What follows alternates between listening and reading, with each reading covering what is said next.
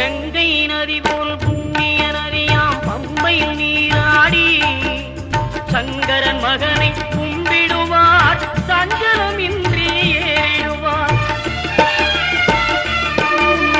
நீலிமலை ஏற்றம் சிவபாலனும் ஏற்றிடுவார். காலமெல்லாம் நமக்கே அருள்காவலராயிருப்பார். தேகபலம் தா பாதபலம் தா தேகபலம் தா பாதபலம் தா தேகபலம் தாயின்